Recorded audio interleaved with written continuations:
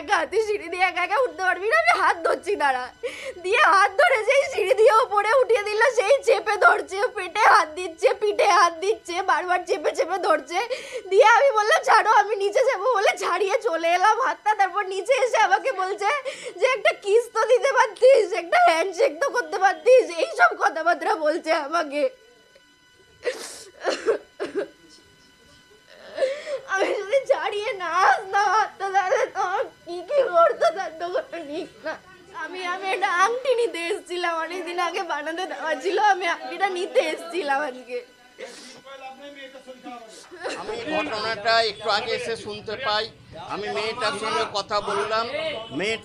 মেয়েটার বক্তব্য আমাকে ওপরে নিয়ে গিয়ে কিছু একটা করেছে, কিন্তু আমার ওপরে ক্যামেরা আছে, ক্যামেরা দেখুক। আর আমি প্রস্তাব দিয়েছিলাম পুলিশের হাতে তুলে দেওয়া হোক, পুলিশের হাতে তুলে দেওয়া, কারণ আমরা যতদূর এখনো পর্যন্ত জানি ছেলেটা ভালো ছেলে, বয়স্ক ছেলেটা ভালো, আমাদের সঙ্গে কোনোদিন খারাপ ব্যবহার করেনি। আর এইরকম খবর আমরা কোনোদিন শুনতে পাইনি, এইরকম খবরও আমরা কোনোদিন কোনো কানাঘোষা ওর সম্বন্ধে নাই, এইটাই আমরা জানি। আমরা চাইছি ন্যায্য বিচার হোক, আমরা তো বলতে পারি না, আমরা বিচার করবে প্রশাসন বিচার করুক। আমি একটু আগে এসেছিলাম, আমি বলেছিলাম প্রশাসন আসুক, পুলিশ আসুক, পুলিশ বিচার করবে।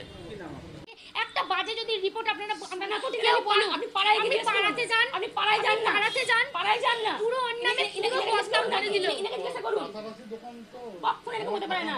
আর এই যে লোককে মারুন ধরুন, এগুলো পাবলিক সব ঠিক আছে। আমরা চাইছি যোগ্য বিচারটা হোক, আমরা শুধু হাত জোড়ালে একটাই আমি অনুরোধ করছি, উনার অবিশ্বাস্য এই ব্যাপারটা তদন্ত হোক এবং আমার বরের ওপর যেন কোনো রকম হ্যারাসমেন্ট না হয়, এমনকি মেয়েটার ওপরে না, যেটা আসল সত্যি সেটা যেন খুঁজে বার করা হয়।